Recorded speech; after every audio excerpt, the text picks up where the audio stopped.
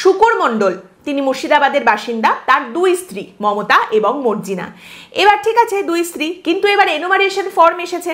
এই ফর্মে শুকুর মণ্ডলকে সব যা লিখতে হবে তার যা ডিটেলস, এবং সেখানে স্ত্রীর নাম লেখার একটা জায়গা রয়েছে। এবার স্ত্রীর নাম লেখার যে জায়গা সেখানে তো একজনেরই নাম লেখা যাবে, দুজনের নাম তো লেখা যাবে না। কিন্তু শুকুর মণ্ডলের দুই স্ত্রীরই দাবি হচ্ছে আমার নাম লিখতে হবে, ওর নাম লেখা যাবে না। এই নিয়ে শুকুর মণ্ডলের দুই সতীনের মধ্যে একেবারে তুঙ্গে সমস্যা উঠেছে মুর্শিদাবাদে।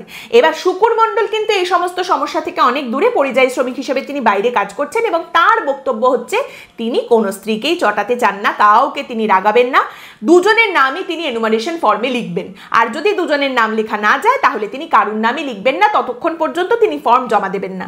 হয় আমাকে দুজনের নামই লিখতে দাও, দুই স্ত্রীর নামই আমায় লিখতে দাও, আর না হলে ফর্মে ঘরের সংখ্যা বাড়াও যাতে আমি দুজনের নামই ইনক্লুড করতে পারি, এছাড়া আমি কিচ্ছু করব না।